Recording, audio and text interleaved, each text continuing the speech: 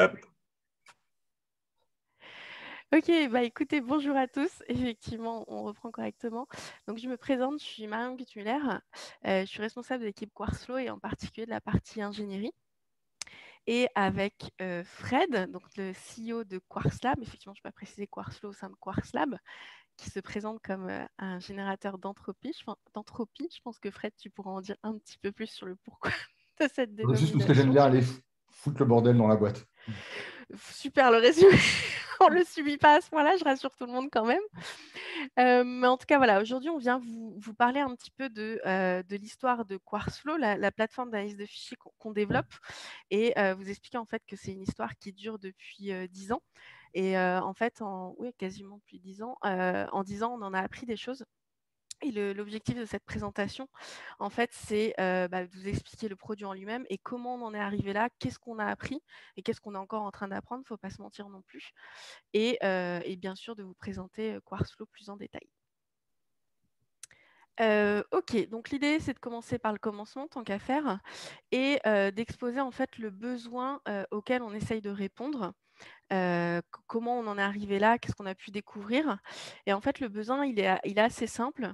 C'est que un constat, attention, j'enfonce des portes ouvertes, mais aujourd'hui, on peut faire le constat que les systèmes informatiques sont partout. Ce qui fait que, en termes de menaces, naturellement, on va en avoir de plus en plus, que ce soit en nombre ou en diversité de menaces. Et l'idée, c'est de pouvoir se protéger de ces menaces, mais pouvoir se protéger de ces menaces, il faut les comprendre un minimum. Je pense que c'est un peu le principe de tout ce domaine-là. Et en fait, quand on s'y intéresse un petit peu plus en détail, on se rend compte que, en majorité, il n'y a pas que ça, mais en majorité, ces menaces vont provenir d'un fichier. Et donc, pour pouvoir se protéger de ces fichiers malicieux, malveillants qui pourraient infecter le système, on souhaite détecter si les éventuels fichiers malveillants qui pourraient transiter au sein de notre système informatique dans notre entreprise. Et donc, s'assurer que voilà, tous les fichiers que je reçois, que j'envoie ou qui transitent au sein de mon entreprise sont sécurisés avec une particularité ou une contrainte plus forte, mais qu'on souhaite, sans exposer mes données. C'est-à-dire qu'il existe des plateformes externes où vous pouvez en ligne naturellement déposer des fichiers et puis on vous dit oui c'est malicieux, non ça n'est pas malicieux. Là la contrainte qu'on s'impose nous aussi c'est qu'on ne souhaite pas exposer ces données-là et donc pouvoir avoir une plateforme qui soit privée. Euh, En termes de... le besoin est posé, on souhaite analyser ces fichiers-là. En termes d'utilisation, donc l'idée, c'est de du coup proposer une plateforme, un outil, on ne savait pas encore forcément la forme, proposer un outil qui nous permettrait de faire cette analyse-là. Mais pas que, si on regarde en fait les cas d'utilisation de ce type d'outils, on se rend compte qu'ils sont assez variés. Et autant que possible, on souhaite répondre, en plus du besoin, répondre à ces cas d'utilisation variés. Ça peut être partir d'une simple analyse de fichiers manuels, on fait de la recherche de malware classique, à une automatisation plus large. Tout d'abord, on pourrait avoir un côté libre service, c'est-à-dire que un utilisateur, bah voilà, moi j'ai reçu un fichier, je ne suis pas très sûre, je voudrais éviter de prendre des risques, et donc je souhaite simplement soumettre mon fichier, et donc faire de la détection de malware en mode self-service. On va avoir également une utilisation, donc ce que j'expliquais, plus automatisée, plus large. Et l'idée, c'est en fait de pouvoir avoir un outil qui se connecte facilement, s'ajoute facilement sur des outils existants, donc les outils liés à la sécurité ou ce qu'on appelle aujourd'hui le SecDevOps. Et à ce moment-là, c'est pas le simple utilisateur qui a une jolie interface et qui clique sur le bouton qui upload. Là, on voudrait automatiser, donc ça veut dire travailler avec des API. Donc, on souhaite proposer ce genre d'éléments au sein de l'outil. Et enfin, ou en tout cas parmi les gros use cases qu'on a pu établir, il y a le cas où c'est trop tard, le mal est fait. On a constaté que notre système est infecté et on souhaite faire de la réponse à incident. Et donc, dans ce cas-là, ce n'est pas juste un fichier qu'on souhaite détecter et OK, j'accepte d'avoir la réponse en quelques secondes. C'est au plus vite, autant que possible, je souhaite remettre d'aplomb mon système d'information, mon système informatique. Et dans ce cas-là, les contraintes, donc selon les cas d'incident, autant que possible, on souhaite pouvoir réutiliser des morceaux existants d'un système informatique et pas le reconstruire from scratch. Et l'idée, c'est de pouvoir envoyer en fait en masse tous les fichiers qui composaient mon système informatique et dire, OK, celui-là, je peux le reprendre, non, celui-là est infecté, je ne peux pas le reprendre. Et donc, c'est faire voilà, de l'analyse de masse et à l'échelle, bien évidemment, parce qu'on a une question de temps, évidemment, qui se cache derrière. Donc ça, c'est le besoin, les use cases. Et donc, si on résume ça, en gros, c'est on souhaite analyser des fichiers. En soi, ça n'a pas l'air bien compliqué dans l'idée. C'est en gros, ça se fait en ce qu'on a défini en 4 étapes. Étape 1, je récupère les fichiers. Donc ça peut être soit par un web service, soit par une API, on a dit, des sniffers de réseau, ce genre d'outils. Ensuite, j'ai récupéré ces fichiers, je les transmets à des sondes qu'on appelle des probes en bon anglais, des probes qui vont analyser ces fichiers et donc appliquer les différentes analyses possibles et me dire OK, il y a un virus, ou en tout cas OK, il y a un malware, ou non, il n'y a pas de malware, éventuellement de dire je ne sais pas. Et l'idée, c'est de pouvoir faire toutes ces analyses en même temps, récupérer l'information et ensuite générer un rapport pour dire oui, il y a un malware ou non, il n'y a pas de malware et éventuellement récupérer des informations supplémentaires. Présenté comme ça, a priori, ça a l'air simple. Mais en fait, si on s'intéresse un petit peu de plus près, on se rend compte qu'il y a très rapidement des questions un peu plus, pas forcément plus poussées, mais qui vont générer des incertitudes et qui vont générer des challenges. Si on regarde par exemple obtenir des fichiers, en soi, ça a l'air tout simple. 1, 2, 3 fichiers, mais quand on parlait tout à l'heure de réponse à incident, si on parle de milliers, voire de millions de fichiers, comment est-ce que je récupère ces fichiers-là et surtout, comment je les stocke? Est-ce que je stocke ça sur disque? Est-ce que je stocke ça autrement? Combien de temps je les garde? Les délais de rétention, c'est des choix qui peuvent être faits parce que selon les usages qui peuvent être faits de la plateforme, en tout cas de l'outil, on peut souhaiter, je ne sais pas, garder ça 6 mois aussi selon la vie des malwares pour pouvoir refaire des analyses plus tard, selon l'évolution également des sondes qui sont utilisées. Il y a également le cas du comment j'envoie mes fichiers, dans quel ordre? Est-ce que ça a une importance, l'ordre dans lequel j'envoie mes fichiers? Également, on va voir que selon les outils, on peut ne pas vouloir faire tourner toutes les sondes. Selon les profils d'utilisateurs, il y en a certains qui ont déjà une certaine idée de ce qui peut se cacher dans le fichier infecté. Et donc, à ce moment-là, on n'a pas forcément envie d'avoir toutes les sondes qui tournent. Parce que qu'est-ce que ça implique derrière aussi? Ça prend du temps, ça peut demander des ressources, de l'argent. Donc, on souhaite un peu optimiser cet usage-là.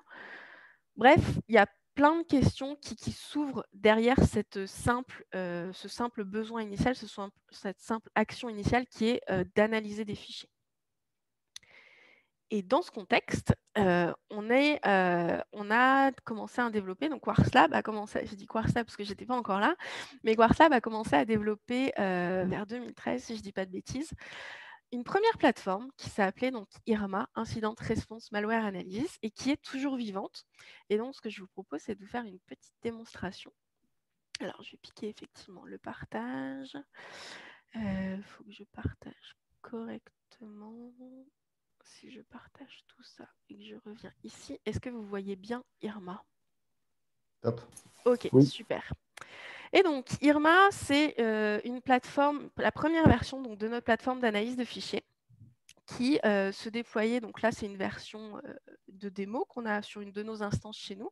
Et donc, l'idée, c'est que vous arrivez sur la plateforme, vous avez plusieurs possibilités. Soit vous arrivez en mode connecté, donc ça va vous permettre d'accéder à plus de fonctionnalités, ou éventuellement, vous pouvez l'utiliser en version anonyme. Et à ce moment-là, on sera sur de l'analyse j'ai envie de dire bête et méchante, dans le sens où on va donner une simple réponse, oui, il y a un malware, non, il n'y a pas de malware. Bien évidemment, ce qui est intéressant, c'est de vous montrer des fonctionnalités supplémentaires. Donc, si on se connecte, on arrive donc sur la plateforme et on va pouvoir en fait procéder déjà à la première étape que j'évoquais tout à l'heure, qui est de récupérer les fichiers. Donc, je vais pouvoir uploader un fichier, par exemple celui-ci. Et si on regarde en fait juste en dessous, on va retrouver l'ensemble des sondes qui sont proposées actuellement au sein d'IRMA. Donc, à l'époque, on est monté jusqu'à 25 ou 30 sondes qui était proposé. Donc, ça peut être différents types de sondes. On voit ici les différentes catégories. Vous avez des antivirus classiques, j'ai envie de dire. Vous pouvez également vous connecter sur des outils externes. Donc, c'est une sonde qui va faire en quelque sorte le passe-plat, un connecteur sur des instances externes. On va avoir également des sondes qui vont être dédiées à l'extraction de métadonnées. Donc, selon les fichiers, ça peut être, et selon les malwares qui vont être détectés, c'est très intéressant d'avoir ce type de métadonnées. Et également, on proposait 2 types d'outils. Le premier, un archiver qui veut bien dire ce qu'il veut dire, qui est pour tout ce qui est la gestion d'archives. Et on avait également un outil qui s'appelait donc PDF Preview. Et l'idée, c'était de faire de la alors pardon pour le terme en anglais, sanitisation, en fait, du nettoyage de PDF. L'idée, c'est que l'objectif, c'est de vous nous donner un PDF, vous n'êtes pas sûr qu'il n'y a pas quelque chose de caché dedans. Et ben nous, on le décortique et en fait, on le reconstruit sous forme d'image et du coup sous forme scène qui vous permet donc d'utiliser votre PDF initial tout en l'ayant nettoyé préalablement. Donc voilà pour l'ensemble des sondes qui sont actuellement disponibles sur IRMA. Et donc, vous soumettez vos fichiers. Alors, je ne l'ai pas fait là, mais on peut en mettre bien sûr plusieurs en même temps. Et ensuite, vous déclenchez la recherche de malware. Et donc, le principe avec IRMA, c'est que vous allez avoir l'ensemble des sondes. Alors, pas l'ensemble, pardon, je me corrige moi-même, mais il va y avoir une détection en fait du fichier, du type de fichier qui a été uploadé. Et donc, selon le type de fichier, on va sélectionner les probes, les sondes qui vont être intéressantes, enfin, qui seront capables d'analyser les fichiers qu'on a soumis en entrée. Donc, il y a cette partie que j'ai évoquée tout à l'heure en introduction, d'être capable de sélectionner les sondes de façon plus intelligente, et pas faire de l'analyse de masse pour le coup sur ce coup-là. Et donc, du coup, l'idée, c'est que vous allez avoir les sondes qui vont tourner en parallèle. Et on va être capable en fait de pouvoir avoir un début de réponse. Si on regarde le fichier là, on peut voir qu'il y a déjà 2 antivirus qui ont fini de tourner. Et en l'occurrence, par exemple, ici, Clamavey n'avait pas détecté le malware, mais par exemple, Kaspersky, lui, a détecté que sur ce sample-là, il y avait un trojan qui était inclus dedans. Et j'expliquais tout à l'heure, on a donc des métadonnées qui peuvent être associées grâce à différentes sondes. Donc là, ça peut être pour une utilisation plus avancée de l'outil. Et l'idée, donc, c'est avec IRMA, vous pouvez déposer plusieurs fichiers, les scanner. Vous avez un historique de scan qui va être fait. Si je refais un scan, je verrai que j'ai 2 scans qui sont apparus. Et donc, l'idée, c'est de pouvoir voir les évolutions au niveau des antivirus qui ont potentiellement pas détecté avant et qui le détectent et inversement. Et vous pouvez bien sûr également rechercher dans les analyses précédentes qui ont pu être réalisées par l'utilisateur sur lequel je me suis connectée au départ. Donc voilà pour IRMA. Ça marche. Au niveau de l'interface, c'est plutôt pas mal, je trouve. C'était plus qu'un bon début. Mais en fait, comme on va l'expliquer, on a appris pas mal. Et l'idée, c'est qu'en 2020, on a proposé une nouvelle version d'IRMA qui, par la même occasion, a été renommée, qui s'appelle donc aujourd'hui Quartzflow. Le principe est toujours le même. On souhaite proposer une plateforme d'analyse de fichiers, mais avec un côté plus, que ce soit en termes d'architecture, ce qu'on va expliquer, mais aussi en termes d'interface, vu que c'est ça que je vous montre là tout de suite avec les démos. On a entièrement revu l'interface et accessoirement, si je peux dire, on a également revu les fonctionnalités parce que, premièrement, si vous regardez du côté d'IRMA ici, je vous ai indiqué, voici la liste des sondes et puis, vous ne pouvez rien faire avec. Quoi qu'il arrive, comme je vous disais, OK, il y a un côté un petit peu intelligent, heureusement, qui ne va pas faire tourner toutes les sondes selon le type de fichier.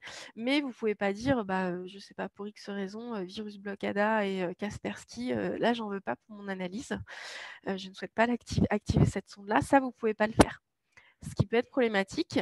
Et donc, si on arrive sur Quartzflow, voici la nouvelle interface de Quartzflow, donc entièrement revue par rapport à IRMA. Et si on regarde le premier élément fort et le premier élément différenciant avec IRMA, c'est ce qu'on appelle le Prop Store.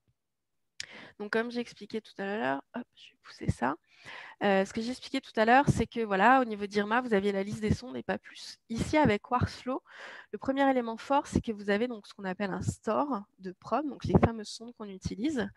Et l'idée, en fait, c'est que ça représente un catalogue de sondes que nous proposons par QuartzLab. Et en fait, sur chaque instance de QuartzFlow, vous allez pouvoir décider quelles sont les sondes que vous souhaitez activer. Donc l'idée, c'est que, par exemple, là, j'ai Komodo. Il m'est proposé dans le catalogue, mais il n'est pas activé. Donc, je souhaite que pour toutes les prochaines analyses, activer Komodo. Donc, avec un simple bouton, vous pouvez activer votre sonde. Et bien évidemment, c'est également aussi simple pour faire dans l'autre sonde. Je souhaite désactiver Komodo. Donc, ça, c'est la première chose. Vous avez un contrôle sur les sondes que vous souhaitez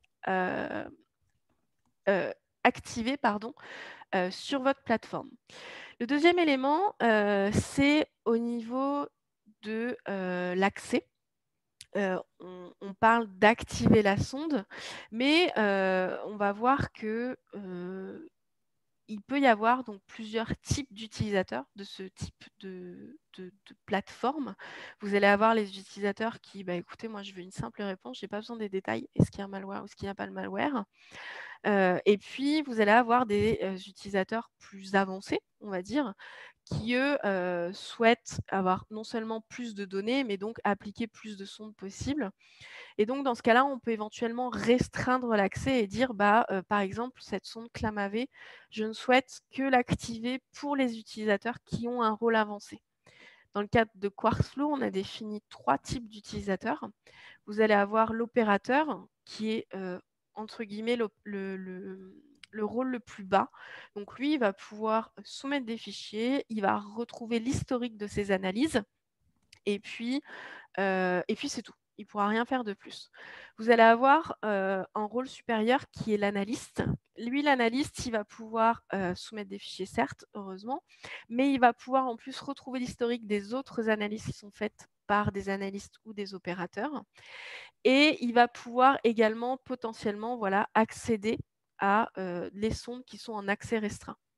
Et enfin, il reste le rôle d'administrateur, celui avec lequel je suis connectée sur cette instance, qui va vous permettre de scanner et de retrouver les analyses précédentes de tous les utilisateurs, mais également de manager votre instance et en l'occurrence d'arriver sur ce store et de pouvoir dire pour mon instance et donc pour tous les utilisateurs, j'active telle sonde ou je ne les active pas.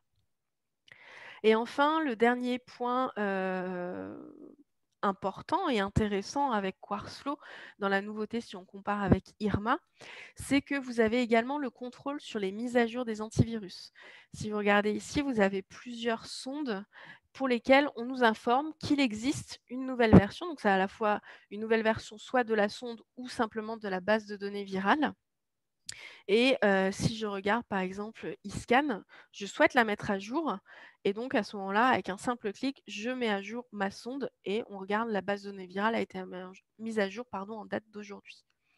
Et donc là, vous avez vraiment ce qu'on appelle la gestion de bout en bout de vos sondes qui en fait représentent le cœur de votre plateforme, le cœur de votre instance de QuartzFlow.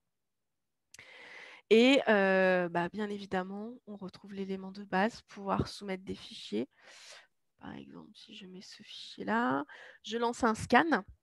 Et donc à ce moment-là, comme j'expliquais, vous allez avoir en fait toutes les sondes par défaut, toutes les sondes qui sont activées, qui vont être utilisées, modulo le MIME type, le type de fichier, bien sûr, on garde cette finesse. Et en fait, si vous regardez ensuite dans l'historique des fichiers, vous pouvez retrouver comme dans le cas d'Irma, l'analyse des fichiers précédents qui ont pu être réalisés. Et pour chaque analyse, vous allez pouvoir avoir des résultats plus détaillés. Donc l'idée n'est pas que de dire, comme on a ici, oui, il y a un malware ou non, il n'y a pas le malware. Selon les sondes qui vont être proposées, on va pouvoir extraire des informations supplémentaires. Donc là, on va déjà retrouver la liste des menaces qui ont pu être détectées par les différents antivirus qui se sont appliqués pour cette analyse-là.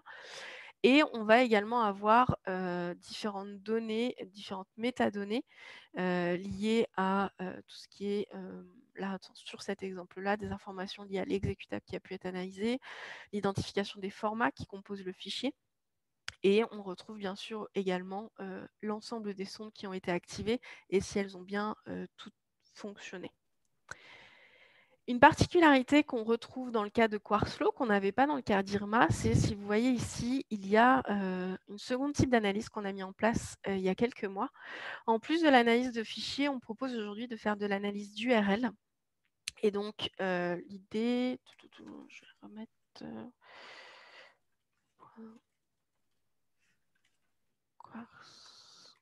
J'ai pas pensé, excusez-moi, j'aurais pu prendre le site de l'OCIR, mais si on lance un scan, donc dans le cas de l'analyse d'URL, l'idée n'est pas de dire il y a un malware ou il n'y a pas de malware, on n'est pas dans le même contexte. L'idée, en fait, c'est de vous extraire des métadonnées liées donc au domaine et aux certificats, par exemple, qui peuvent être associés. Et par exemple, donc aujourd'hui, on a développé 3 sondes qui permettent de faire ces analyses d'URL et des métadonnées associées. Et en l'occurrence, donc là, on a les 3 URL house sur lesquels on est connecté et Netadata et Certadata qui, eux, vont faire de l'extraction de métadonnées. Et par exemple, je peux retrouver les informations liées à mon URL que j'ai mis en analyse, les informations sur l'IP ou les certificats qui sont associés à mon nom de domaine. Je crois que c'est à peu près tout. Je ne sais pas si Fred, tu avais un autre truc en tête, mais je pense que c'est Non, à peu non, on a près voulu tout. commencer en fait par vous montrer Ouais. concrètement ce qu'étaient les outils pour vous expliquer ensuite ce que Marion va entamer sur la partie technique, comment ça marche en dessous et comment ça a évolué pour passer de ce que vous avez vu, la première version, bon, qui n'est pas tout à fait la première version, Oui, à cette dernière version de Quarksflow. Tu veux que je repartage les slides du coup? je veux bien, oui, s'il te plaît.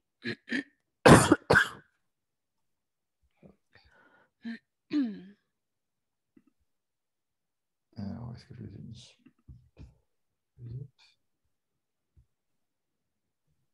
Ah, voilà, ils sont là. Ah, hop.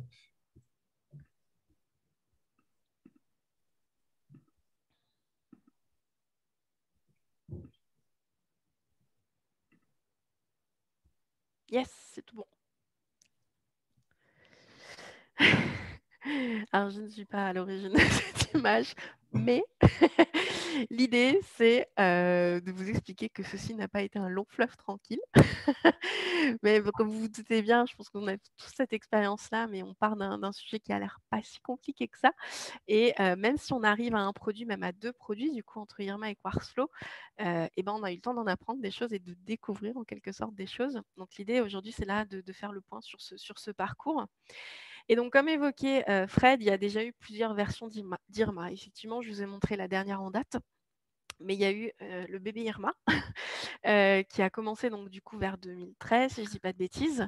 L'objectif, c'était déjà la première chose. Donc, on a notre plateforme d'analyse de fichiers et l'idée, c'est qu'on est parti sur les technologies qui sont la virtualisation. Et avec un objectif assez simple, grâce à la virtualisation, c'est de faire du passage à l'échelle au niveau des preuves pour pouvoir répondre aux cas d'usage qu'on avait vus précédemment, notamment tout ce qui était analyse de masse, par exemple. L'avantage de cette première version, c'est que on pouvait facilement, en quelque sorte, cloner des probes. L'idée, c'est que j'ai plein de fichiers qui arrivent en masse. On souhaite pouvoir les scanner aussi rapidement que possible, efficacement possible. Et donc, c'est assez simple.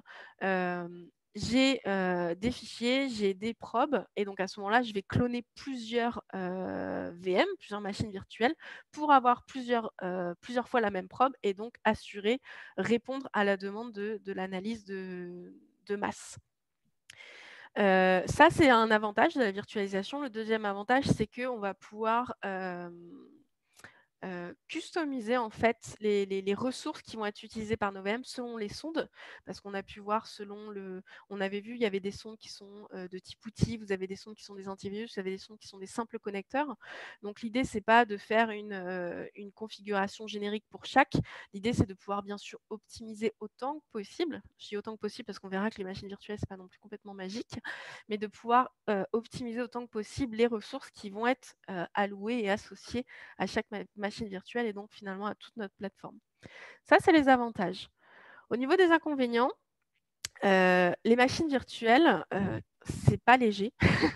En fait, le principe machine virtuelle, c'est que vous embarquez carrément un OS à l'intérieur avec, du coup, tout ce que ça implique en termes de ressources que j'expliquais tout à l'heure, c'est pas complètement magique. Vous êtes également, donc dépendant avec les hyperviseurs aussi du hardware sur lequel vous êtes. Donc c'est pas idéal. Et le deuxième point, c'est que j'expliquais tout à l'heure au niveau des avantages, c'est que certes, on peut cloner en quelque sorte facilement des propres supplémentaires en cas d'analyse de masse, mais finalement, on ne peut pas vraiment le faire à la demande. Et donc, du coup, c'est le côté réactivité et flexibilité de la plateforme n'était pas tout à fait là. Et la particularité donc de toute cette première version, certes, c'était des machines virtuelles. Normalement, si je vous dis machines virtuelles, c'est souvent qu'il y en a qui pensent Vagrant, Ansible & Co. Et ben non, pour cette première version, c'est pas ça qui a été fait. C'est à base de script bash. Simple, efficace. Hein. Alors, efficace, c'est relatif, mais voilà, ça avait le mérite de fonctionner. Mais vous pouvez imaginer que c'était pas forcément super pratique, si je peux dire. Et donc, l'idée, c'est que là, il vous fallait en gros une bonne journée d'installation à d'IRMA. Alors, je ne vous raconte même pas après pour le côté mise à jour, mais comptez bien une bonne journée pour de l'installation avec la configuration manuelle de vos différents scripts pour pouvoir faire tourner tout cet ensemble, à la fois le déploiement et ensuite l'utilisation de la plateforme. Et donc, du coup, l'idée, c'était de passer à une version un peu plus mature, si on peut dire, d'IRMA. Et cette fois-ci, on a fait entrer le monde DevOps.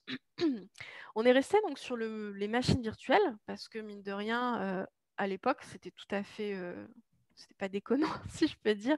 C'était vraiment quelque chose de courant et beaucoup utilisé. Donc, on pouvait bénéficier de cette connaissance-là. Et donc, l'idée, c'est que, OK, on garde nos machines virtuelles, mais clairement, on ne peut pas rester sur ces fameux scripts qu'il fallait lancer manuellement au fur et à mesure. Et donc, l'idée, c'était d'automatiser sa création des machines virtuelles et leur configuration. Et donc, à ce moment-là, ce que j'expliquais, c'est qu'on a fait intervenir, on a utilisé, les technologies qui sont Ansible pour la partie déploiement de nos VM et Vagrant ensuite, création et déploiement, et Vagrant ensuite pour le côté manager les VM, les démarrer, les éteindre, les configurer, etc. Donc ça a permis de rendre la configuration moins manuelle, certes, mais on garde toujours nos deux problématiques évoquées juste avant, vu qu'on est toujours avec les machines virtuelles, problématiques liées avec les hyperviseurs et le fait que même si c'est automatisé, ça ne reste pas à la demande. On constate en gros qu'on manque de ressources et donc il faut créer des nouvelles VM. Donc on n'a pas de configuration à la demande. Et en plus, on s'est retrouvé avec des dépendances fortes, ce qui fait que, qui dit dépendance forte, dit maintenabilité. Irma, on le voit, il est encore vivant aujourd'hui, mais voilà, il date de 2015, donc tout a évolué. Donc ça veut dire qu'il faut maintenir la compatibilité avec ces dépendances. Et à ce moment-là, ça peut impliquer des difficultés plus importantes. Et donc, face à ce constat en fait qui a été fait, on a dit OK, on repart sur une plage blanche et donc on recommence. On a appris avec Irma, on a eu des retours d'utilisateurs, les retours de clients. Ça marche, c'est pas mal du tout, mais maintenant l'objectif c'est de prendre un peu de recul et on remet les choses un peu à plat. Et la première chose qui a été faite, c'est OK, on a vu Irma au niveau de l'interface, ça restait quand même assez simple. Est-ce qu'il y a un malware? Est-ce qu'il n'y a pas un malware? On mettait la liste des antivirus et OK, j'ai détecté ça, j'ai pas détecté ça. Ça manquait un petit peu d'usage avancé. Et pourquoi on a constaté ça? C'est qu'en fait, comme je disais, on prend un peu de recul et on se rend compte qu'en fait, ce type de plateforme va être utilisé par plusieurs types d'utilisateurs. Il va y avoir donc plusieurs acteurs qui vont faire la construction de cette plateforme. Vous allez avoir en premier l'équipe Quarksflow aujourd'hui, mais qui était Irma, qui va construire cette plateforme-là. Et l'idée, c'est qu'elle souhaite répondre aux besoins qu'on avait expliqués juste avant et aux différents cas d'usage. Et en l'occurrence, on a détecté, on a recensé, si on peut dire, deux catégories d'utilisateurs possibles. C'est qu'on va avoir d'abord les utilisateurs, on va dire, standards. Comme j'expliquais, moi, je viens, j'ai reçu un fichier, je ne suis pas sûre. J'ai juste besoin de savoir est-ce que c'est malicieux ou est-ce que ça n'est pas malicieux. Ça, c'est un premier types d'acteurs qui vont intervenir au niveau de la plateforme. Le deuxième qu'il va y avoir, ça va être les analyses. Donc, c'est eux qui vont avoir en fait un usage plus avancé de la plateforme. Certes, ça les intéresse de savoir si les malwares sont détectés correctement, mais en plus, ils souhaitent analyser ces malwares plus en détail, les triturer en quelque sorte. Et donc, à ce moment-là, l'objectif, c'est de proposer un affichage, mais aussi des outils associés à la plateforme plus avancés. Et donc, pour pouvoir répondre à ces deux types d'utilisateurs, on va avoir une équipe dédiée, ce qu'on a appelé des experts techniques, qui vont avoir cette expérience à la fois utilisateur standard, mais aussi utilisateur avancé à tout ce qui est InfoSec. Et donc, du coup, eux, ce qu'ils vont faire, c'est qu'ils vont en fait apporter de l'intelligence à la plateforme et donc ils vont construire ces fameuses sondes qu'on propose aujourd'hui et dire voilà, il serait intéressant d'ajouter cette sonde pour, je ne sais pas, parce que ça couvre ces cas-là en particulier qui sont devenus importants, qui prennent de l'ampleur au sein de la communauté. On a besoin d'avoir ces infos-là. C'est eux également qui vont déterminer quelles sont les informations. On a vu tout à l'heure dans la démonstration de Quartzflow. Dans la page de résultats détaillés, vous aviez plusieurs onglets, l'histoire des métadonnées liées aux exécutables ou autres selon les sondes qui avaient tourné. C'est eux qui vont déterminer, qui vont définir quelles sont ces informations qui sont intéressantes et aussi comment les afficher pour que les utilisateurs qu'on appelle ici les analystes, donc les utilisateurs avancés, puissent en faire un usage plus avancé et donc pouvoir répondre à ces différentes utilisations. Donc ça, c'est le premier point. On a donc différents acteurs qui vont construire en quelque sorte et qui vont consommer notre plateforme. Si on regarde donc plus en détail, vous allez avoir alors, je vais prendre plus on va partir de l'utilisateur type robot en fait finalement. Comme j'ai expliqué, on a ce besoin on souhaite automatiser l'utilisation de cette plateforme. Donc c'est sympa une interface, mais les clicodromes ou autres, c'est pas forcément les amis de tout le monde. Et en plus, accessoirement, quand vous souhaitez faire de l'analyse de masse ou automatiser l'interface, vous n'en avez pas besoin. Et donc à ce moment-là, on va proposer donc notre API qui va vous permettre en fait de manipuler, d'instancier en quelque sorte Quartzflow pour pouvoir réaliser ces analyses-là, donc directement à travers l'API. Vous allez avoir également, donc ce que je disais, l'utilisateur un peu plus avancé. Donc, il n'est pas tout à fait dans le côté pur que les robots peuvent attendre. Par contre, il souhaite avoir des données qui soient dans un format exploitable. Et donc, à ce moment-là, on reste sur du classique. On va avoir du JSON qui va être retourné. Et l'idée, c'est de nouveau de pouvoir automatiser et extraire ces informations-là automatiquement avec le JSON. Ensuite, vous allez avoir donc plus en bas les utilisateurs plus classiques, on va dire. Vous avez l'utilisateur qui, alors lui, je ne veux même pas avoir les détails, c'est en bas à gauche, dites-moi juste s'il y a quelque chose ou s'il n'y a rien. Donc là, on reste sur, je te donne la réponse telle quelle, pas besoin de détails. Par contre, vous pouvez avoir un utilisateur, on va dire, un peu plus curieux, si je peux dire, qui lui souhaite avoir un peu plus de détails. Ok, il y a un malware, mais c'était quoi comme malware exactement, éventuellement? Et donc, à ce moment-là, il est forcément intéressant de pouvoir présenter ces différentes informations, les différentes probes qui ont pu être exécutées sur l'analyse et en plus, quels sont les noms de malware, les catégories de malware qui ont pu être détectées par ces probes-là. Donc, si on fait le point en fait avec ces différents acteurs, la première chose, c'est on construit une plateforme, mais c'est pas si simple que ça. Il faut pouvoir faire satisfaire en quelque sorte les différents acteurs de cette plateforme. On a vu que d'un côté, on va avoir ceux qui vont construire la plateforme. Donc, on va dire entre guillemets, on est les geeks, on s'amuse bien, c'est sympa. Donc, on va avoir les développeurs qui vont coder donc, la partie back-end, le front-end, parce que c'est quand même sympa un petit front. Et l'idée, c'est que on ajoute à cette équipe-là les experts que j'ai présentés tout à l'heure, qui eux vont pouvoir apporter l'intelligence sur la plateforme et apporter donc leur expérience en sécurité et dire voilà ce qui est intéressant de montrer. Et ensuite, on a l'infra qui va vous permettre de déployer ça. Ça, c'est une chose. Mais en fait, il ne faut pas que ça reste un simple projet entre geeks et on se comprend, c'est super bien. Il ne faut pas oublier, bien évidemment, qu'on a des utilisateurs en face et à ce moment-là, c'est plus qu'une question de technique, mais il faut aussi être capable de répondre à ces utilisateurs-là avec les différents profils qu'on a vus. Et donc, à ce moment-là, c'est pouvoir être capable de mettre en place une expérience utilisateur et être capable donc de proposer différents scénarios d'utilisation en fait de cette plateforme-là. Donc on a un côté les constructeurs vers les utilisateurs où cette fois-ci il va falloir mettre en place de l'UX et du marketing, chose qui n'était pas forcément avancée sur la partie IRMA. Et l'idée, bien sûr, c'est de pouvoir exploiter ces utilisateurs-là, en quelque sorte, et en fait, exploiter tout simplement leur retour. C'est ça aussi qui fait la vie d'un produit, l'évolution d'un produit et qui répond de mieux en mieux aux besoins. Et à ce moment-là, c'est mettre en place tout ce qui est product management et donc, du coup, avoir un côté réponse aux besoins clients et on applique ensuite au développement.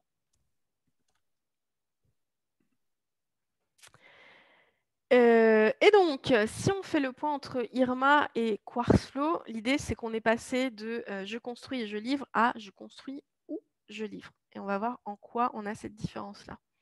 Dans le cas d'IRMA, comme je l'ai évoqué, on travaillait donc avec des machines virtuelles. Le principe de l'architecture d'IRMA, c'est que vous aviez 4 machines virtuelles qui représentaient le cœur d'IRMA. Donc, ce qu'on appelle, on a d'abord le brain qu'on voit au milieu, qui lui va inclure différents services critiques d'IRMA. Vous avez un RabbitMQ qui permet de faire tout ce qui est gestion de queue au niveau des tasks. On a Celery pour la partie orchestration. Et puis, on a un SQLite qui lui va gérer tout ce qui est utilisateur. Et donc ça, on va avoir ça au sein d'une première VM. Ensuite, vous allez avoir 3 autres VM qu'on ne voit pas forcément toutes ici, mais vous allez avoir la partie front, comme on expliquait juste avant, qui va prendre en charge du coup les requêtes utilisateurs. Tu as été un peu trop vite, Fred. Oh, je pensais que tu préférais ça.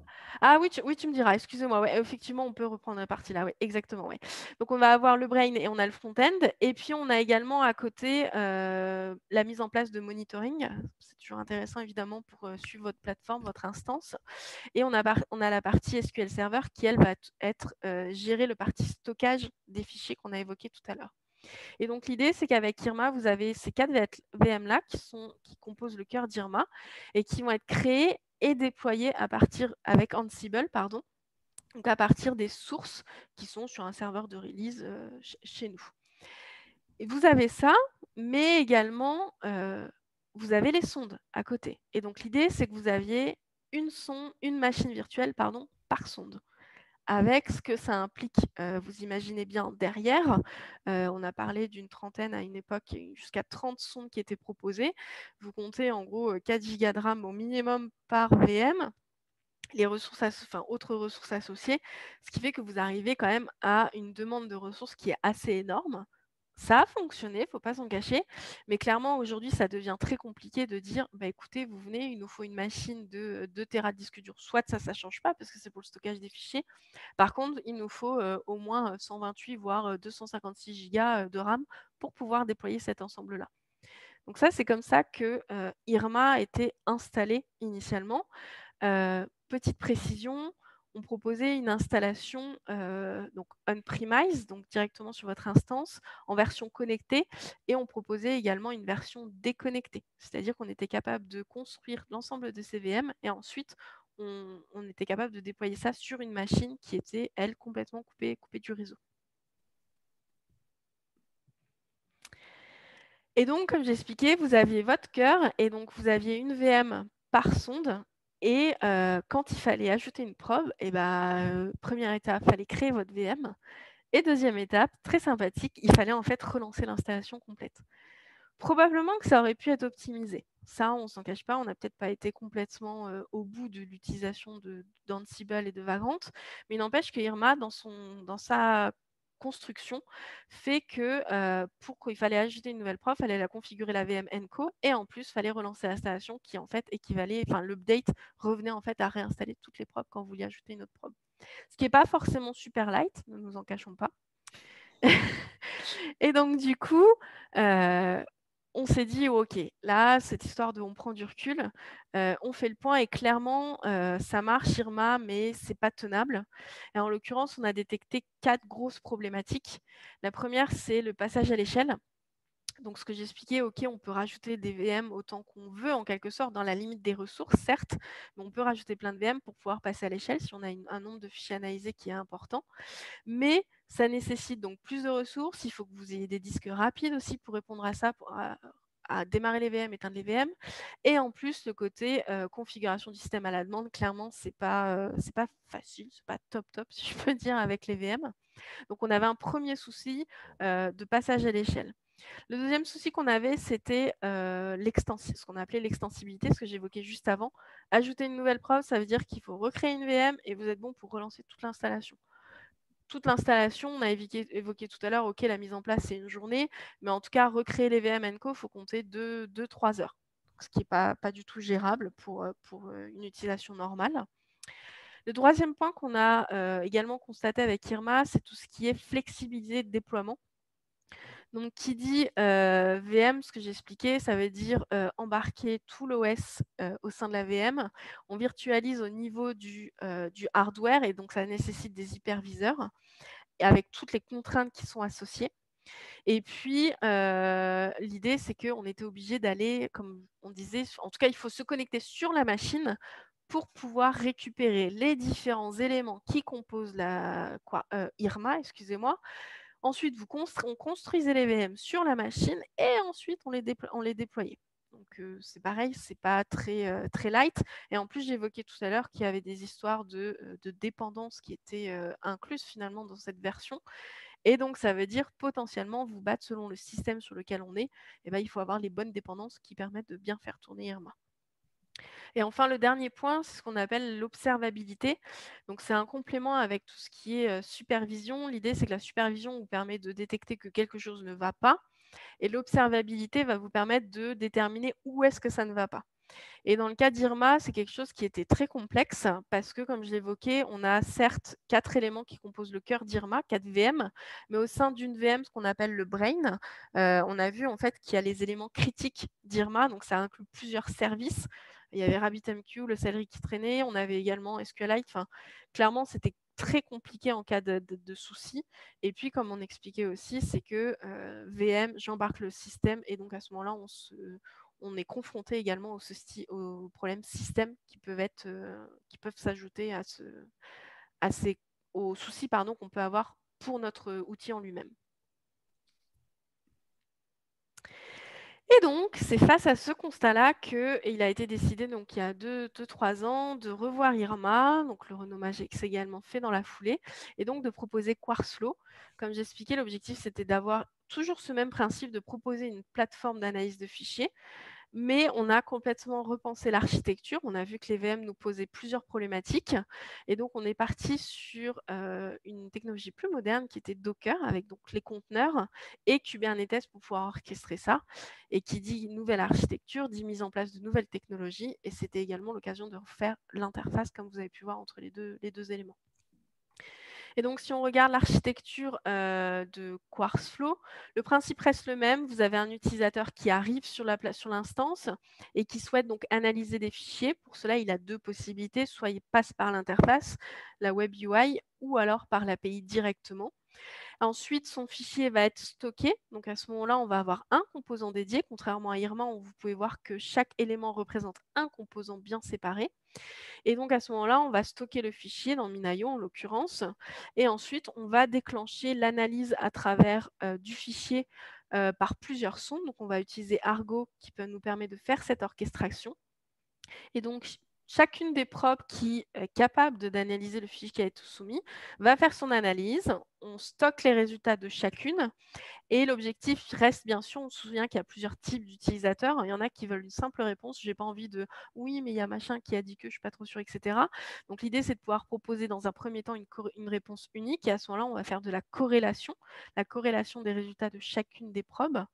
Et on va pouvoir non seulement stocker, bien sûr, ce résultat, parce qu'on souhaite faire de l'historique d'analyse, on va stocker ce résultat et bien évidemment, on va également le retourner à l'utilisateur, soit au niveau de la Web UI, soit au niveau de l'API directement. En termes de déploiement, on est également dans un autre monde par rapport à Irma. J'ai évoqué que Irma, on embarquait tout, il fallait reconstruire les VM sur place, enfin sur la machine en l'occurrence sur laquelle on installait.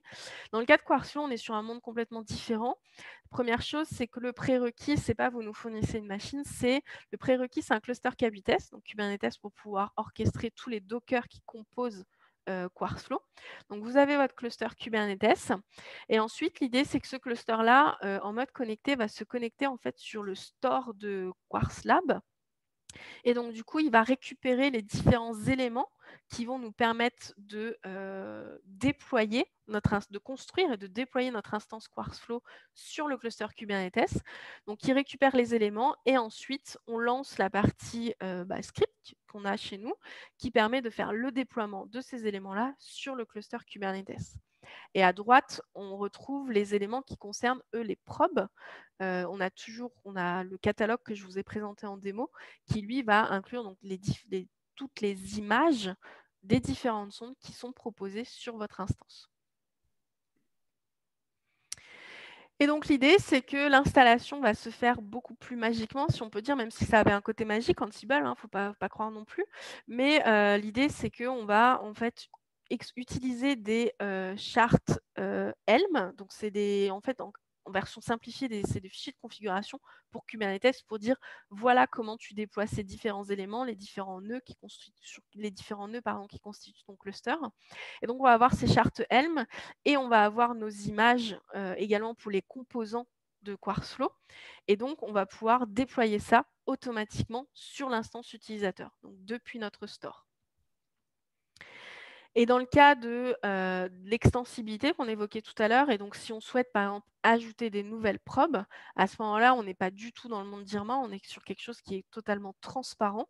Et donc, en fait, on va tout simplement ajouter des nouvelles probes. Donc, une probe, c'est quoi? C'est une image et un manifeste. Et ben, on va ajouter ces deux éléments-là dans notre catalogue, notre prop store. Et à ce moment-là, Quartzflow, l'instance qui est connectée à ce catalogue, va le voir de façon transparente. Il n'y a pas besoin de réinstaller toute l'instance. Et la probe est disponible immédiatement pour les utilisateurs de l'instance.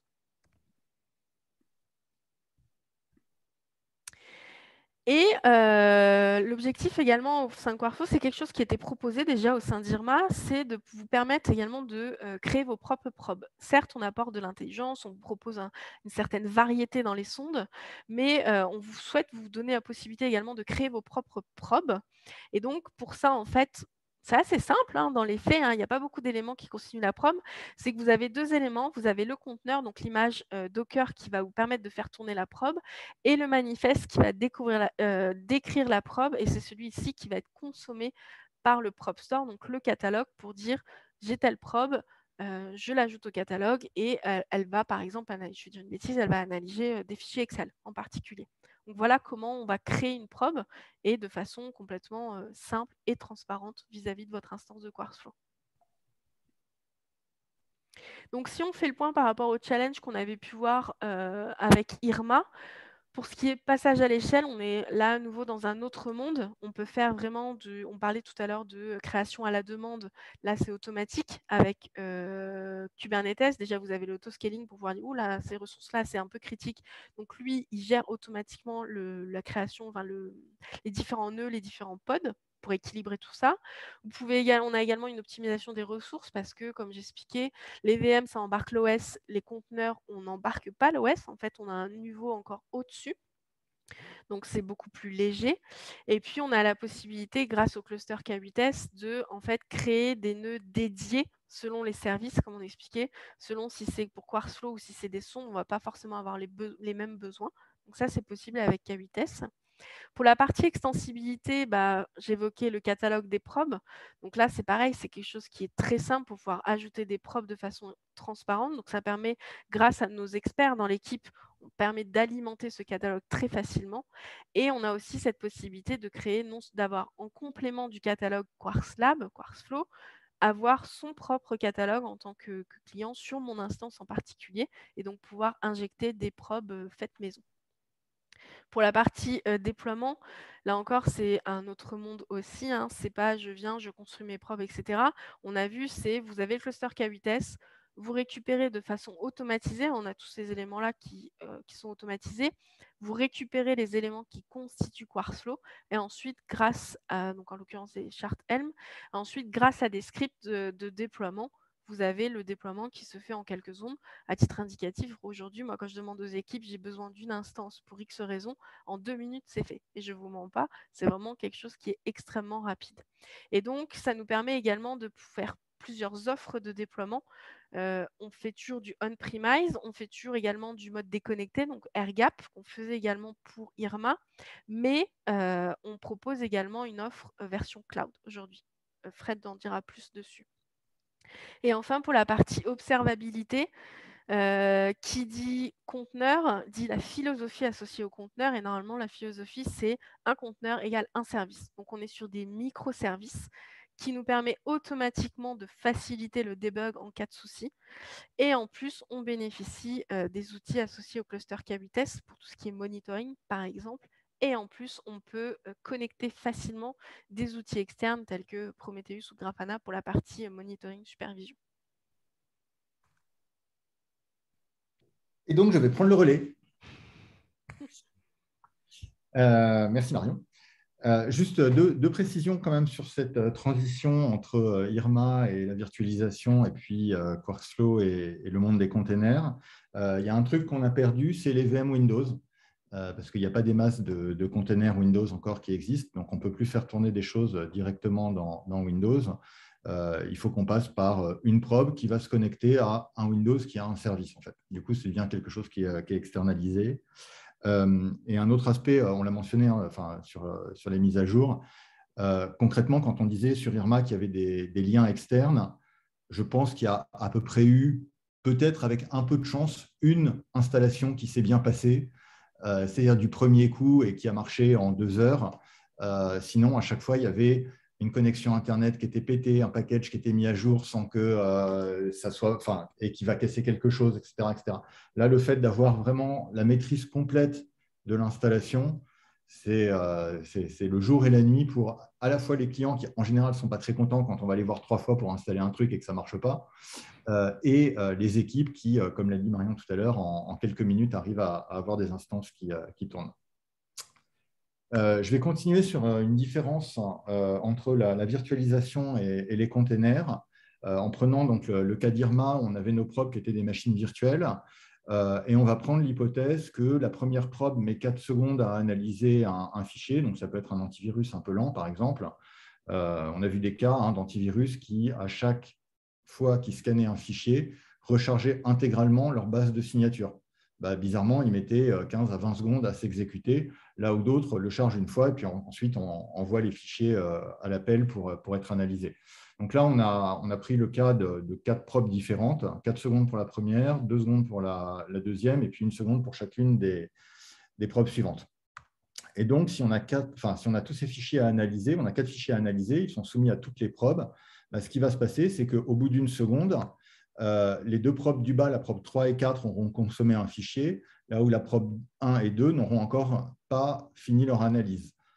À la 2e seconde, la probe 3 et 4 ont encore consommé un fichier, et la probe 2 a enfin consommé son premier fichier, et la probe 1, elle attend toujours.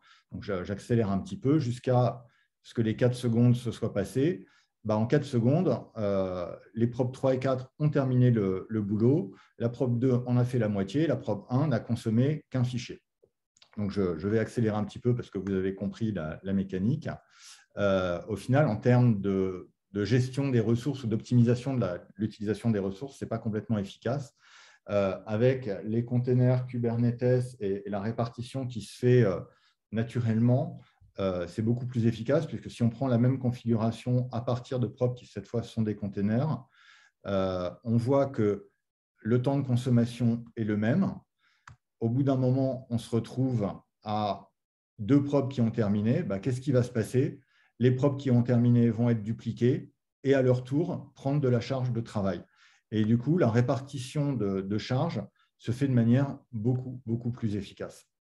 Donc ça a été aussi une des grandes avancées. Alors pour autant, ça ne veut pas dire utiliser Docker, c'est plus efficace que des VM. Il y a d'autres choses qui ont des impacts sur les performances. C'est des choses qu'on n'a pas encore énormément regardées, mais on s'en rend compte.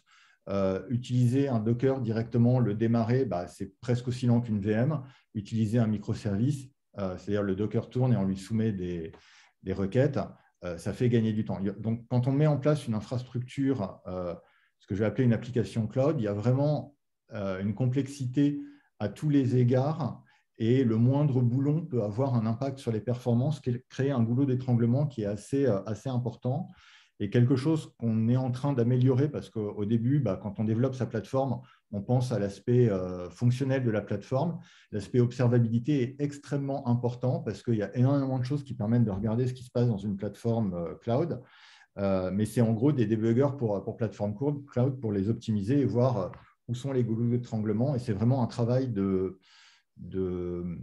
d'optimisation qui est assez poussé, beaucoup plus que ce qu'on se faisait avec les machines virtuelles où en gros on configurait les ressources, Marion en a parlé, sur les IO, sur la mémoire, et ça suffisait pour avoir des perfs qui dépotaient pas mal quand même. Un autre aspect, c'est aussi que puisqu'on est dans des technologies cloud, on peut utiliser plusieurs tenantes. Alors, je ne sais pas comment on traduit ça en français, donc je ne vais pas du tout faire mon NC compliant. Hein. Je vais continuer à utiliser ça. Ce qu'on n'avait pas avec la construction qu'on avait dans Irma. Donc là, c'est un peu des portes ouvertes aussi hein, sur l'intérêt d'une plateforme SaaS. D'un point de vue développeur, c'est que ça permet de superviser l'utilisation qui est faite de la plateforme et des utilisateurs et du coup d'adapter les différents services aux besoins des utilisateurs. Et ça, c'est lié notamment à la partie d'observabilité, de comprendre ce qui se passe dans la plateforme, parce qu'on se rend compte à partir de certaines métriques quelles sont celles qui ont un impact, et notamment sur le coût d'exécution de la plateforme. Donc, comment répercuter ça côté client et en interne pour le supporter aussi. Évidemment, dès qu'on parle ça, si on l'a évoqué avec VirusTotal un petit peu tout à l'heure, c'est qu'est-ce qui se passe de l'isolation des données. Ici, ce qu'on fait, c'est que les données sont accessibles par tenant. Donc, en gros, le propriétaire de sa donnée doit pouvoir accéder à sa donnée et pas à celle des autres. Pareil, aujourd'hui, c'est des choses qui sont bien connues.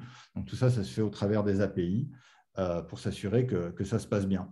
Sauf que on s'est dit, bon, on commence à se rendre compte de certains cas d'usage où on a des problèmes de performance, et notamment quand on a beaucoup de fichiers à uploader d'un coup. C'est peut-être un petit peu idiot d'uploader des fichiers dans la plateforme quand ils sont déjà connus et de se dire, ce fichier, je le connais déjà, je ne vais pas le réanalyser, je vais juste donner les résultats, par exemple. Donc, ce qu'on a fait, c'est qu'on s'est mis à envoyer les hash des fichiers pour, avant de les uploader, s'assurer que c'est vraiment utile d'uploader le fichier. Sauf que si on fait ça sur un système à multi-tenant, ça permet à un tenant de deviner quels sont les fichiers potentiellement utilisés par d'autres tenants. Donc, on a déplacé le problème et on a rajouté ce qu'on a appelé en interne une preuve de propriété d'un fichier. On n'envoie pas que le hash du fichier, mais aussi le tenant ID pour créer un identifiant unique par tenant des fichiers. Ça, c'est aussi quelque chose, c'est tout ce qui est sidechain. On attache pas mal d'importance et je pense que c'est une des différences. On posait la question tout à l'heure sur le chat. Je pense que c'est une des différences avec… Ah oui, j'ai répondu à quelques questions pendant que Marion parlait. Donc, si vous ne l'avez pas vu, il y a déjà quelques échanges qui ont eu lieu. C'est une des différences avec VirusTotal. On a essayé de maximiser la protection des données. Et alors, vie privée, ce n'est pas le bon terme, mais en tout cas, voilà, c'est un point sur lequel on essaye de faire assez attention. Et du coup, la notion d'isolation est vraiment prise en compte. Une question qui revient très souvent, je pense qu'on l'a posée à peu près à tous les gens qui participent à cette session, c'est quel est le meilleur antivirus? On a essayé d'y répondre grâce à l'automatisation. Alors, je bluffe un petit peu parce qu'on y a répondu dans le use case, évidemment. Hein. On n'y a pas répondu pour ma mère ou ma grand-mère. D'ailleurs, je l'ai mis sur un Mac et comme il n'y a pas de virus, elle est tranquille. Nous, notre cas d'usage, c'est que les antivirus, aujourd'hui, on les utilise uniquement pour faire de l'analyse statique. C'est-à-dire qu'on prend le fichier, on le passe dans l'antivirus, on lui demande si on le connaît. On ne les utilise pas en mode runtime, c'est-à-dire avec des choses qui vont être actives sur un système, cliquer sur l'antivirus. Dans ce cas-là, on va utiliser plutôt des sandbox. Donc, nous, on est vraiment, je le répète, sur le cas de ce que je vais appeler ici de l'analyse statique. en gros, ce qu'on a fait pour essayer de répondre à cette question, c'est, donc la question c'est, est-ce que ce fichier pardon, est un malware? On a mis en place quatre tests, enfin 3 tests pardon, assez bêtes, enfin même très très bêtes à base de mutations. D'abord, on a un groupe de contrôle. Vous allez voir un radar après dans lequel il y a 4 axes. On a un groupe de contrôle, c'est des fichiers sur lesquels on n'a fait aucune mutation. On les soumet. Normalement, il ne doit pas y avoir ni de faux positifs ni de faux négatifs. En tout cas, une quantité négligeable. Ensuite, on a fait une opération qui est très bête, c'est qu'on a ajouté des octets aléatoires dans le fichier, dispersés dans le fichier. Et ça permet, et c'est assez étonnant, de voir des fichiers qui ne fonctionnent vraiment qu'à base de signatures et de signatures très élémentaires. Ensuite, on a fait ce qu'on a appelé le test d'un dropper. En gros, on a créé une enveloppe autour d'un malware qui est vraiment un dropper très très bête. Il n'y a pas d'obfuscation, il n'y a pas de section cachée, il n'y a pas de chiffrement, il n'y a rien du tout. C'est un binaire qui contient dans sa section data un autre binaire et qui le charge en mémoire et qui l'exécute. C'est vraiment le niveau 0 du dropper. Et puis un truc qu'on a appelé certifake. En gros, on a pris un exécutable et on lui a rajouté un certificat Windows. Et comme on n'a pas encore les clés de signature des certificats de Microsoft, vous vous doutez bien que ce n'était pas du tout un certificat qui était valide. Donc, à partir de ça, on arrive à déterminer en fait, des comportements d'antivirus. Et ce que vous voyez sur le radar de gauche, on a un antivirus qui, dès qu'un fichier contient un certificat invalide, le considère comme faux. Dans nos tests, on a mis Notepad, par exemple, ou des applications complètement légitimes au système, auquel on a injecté ce faux certificat, enfin ce certificat spoofé. Il était détecté comme malveillant par l'antivirus. Alors, je ne dis pas que c'est légitime, pas légitime, ce n'est pas la question, mais au moins, on est capable de caractériser le comportement de l'antivirus. Et on sait que cet antivirus-là, dès qu'il y aura un certificat spoofé, considérera que le fichier est malveillant. À droite, on a un cas un peu moins strict, on va dire, enfin, voire pas du tout. C'est le dropper. En gros, c'est un antivirus qui, dès qu'un malware est embarqué dans notre dropper tout pourri que j'ai décrit tout à l'heure, ne le détecte plus comme un malware.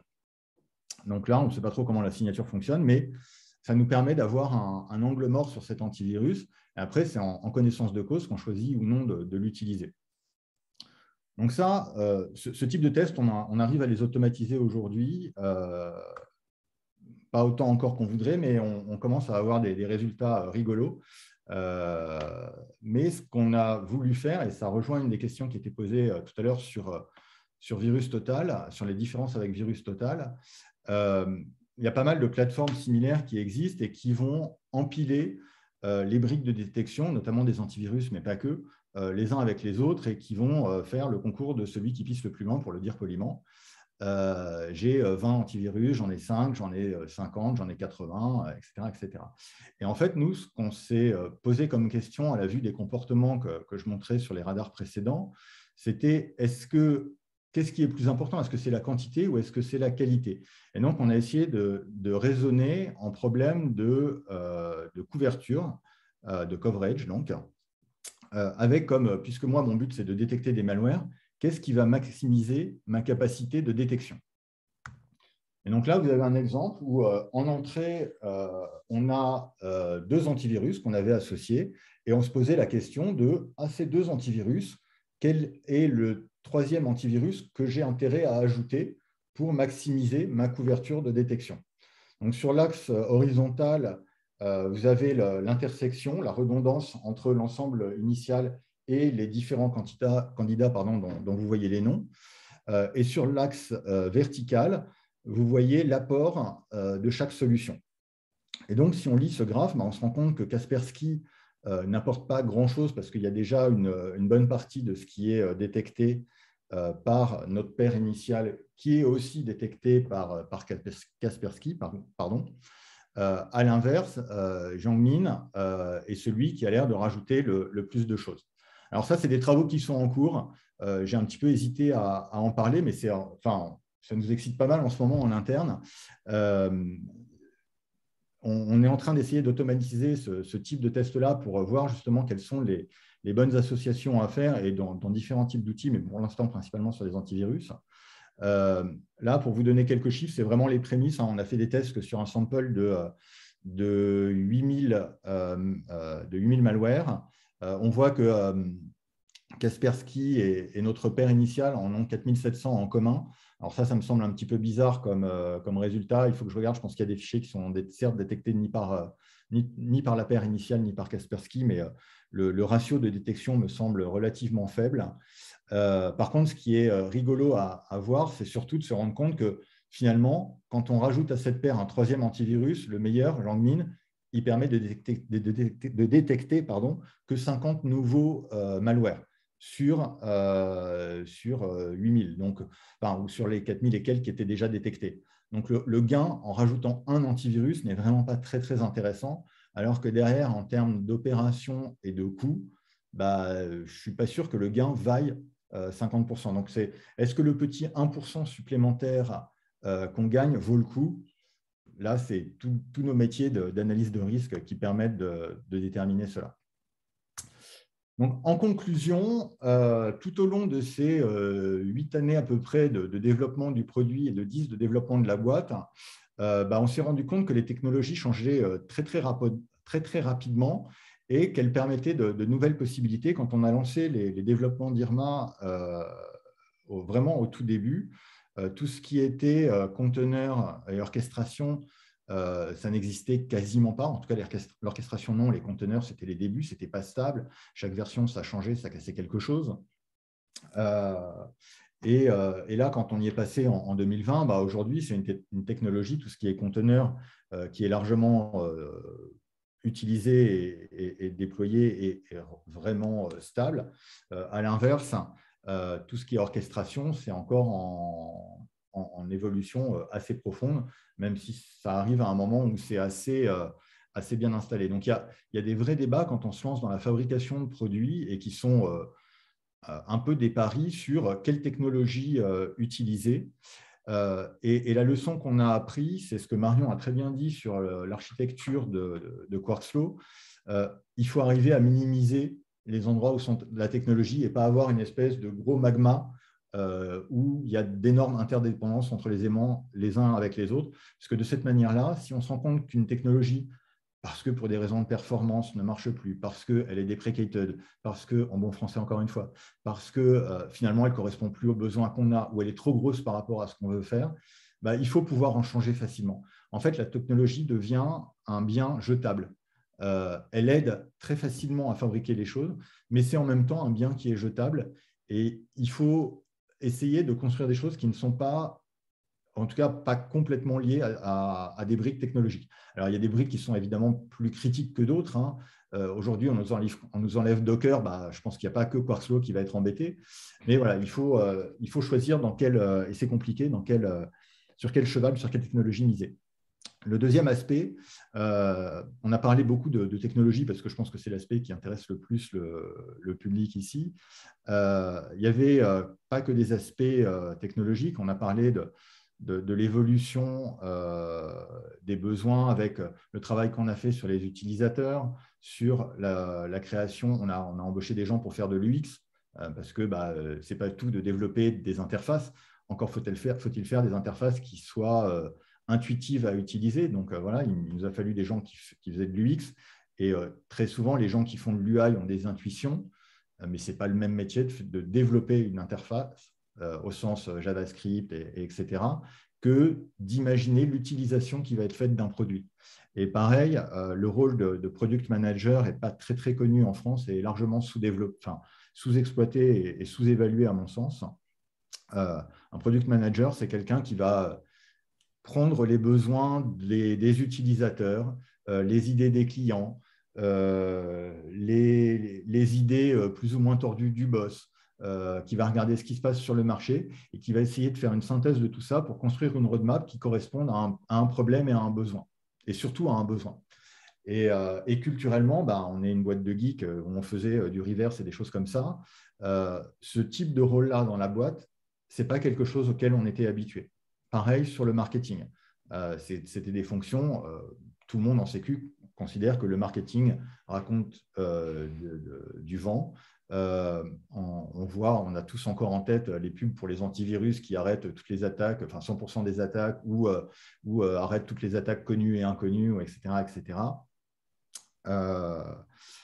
Le marketing, en fait, n'est pas complètement, loin de là, responsable du message. C'est aussi ce que les gens autour lui communiquent. Donc ça, c'est pareil, culturellement, c'est des choses qu'il faut expliquer et qui contribuent à l'évolution de la boîte. Juste pour le teaser, on avance sur le multi-tenant. On est en train de faire quelques optimisations. On est en train d'affiner aussi tout ce qui est gestion des applications et des tenants. On est en train de travailler sur des labels blancs, c'est-à-dire la possibilité de customiser par tenant et par client l'utilisation qui sera faite de Quarkflow. Point qui sera important encore sur la question de demander les différences avec VirusTotal. Il y a les aspects de privacy dont on a un petit peu parlé, la notion de workflow custom. Aujourd'hui, on a un workflow qui est forcé dans Quarkflow où le fichier arrive et il est envoyé aux différentes probes. On travaille sur le fait de laisser l'utilisateur choisir le chemin qu'il voudra pour ces fichiers, ces URL ou les choses qui seront soumises à l'application. On travaille, on l'a assez peu mentionné, on travaille énormément aussi sur l'aspect cloud. Aujourd'hui, on a intégré dans Azure et on s'installe sur à peu près n'importe quoi où il y a un Kubernetes qui nous est fourni. On est en train de s'insérer dans Office 365 aussi. Enfin, on a des travaux comme ça. On a une application qui est, pour prendre le jargon des jeunes, cloud native, avec tous les avantages et les inconvénients que ça a. Et puis, dernier aspect, tout ce qui est UI, UX. Pareil, ça c'est quelque chose qu'on a appris au long du chemin. Vous avez vu les premières versions de l'UI. En tant que geek ou qu'analyste, ça allait très très bien, mais pour Madame Michu ou des gens qui voulaient un peu moins d'informations techniques, on a fait pas mal de travail pour essayer justement de séparer les choses et les fonctions dans les pages de l'interface. Voilà, je crois que j'ai fini. Alors, je vois qu'il y a quelques questions en attente.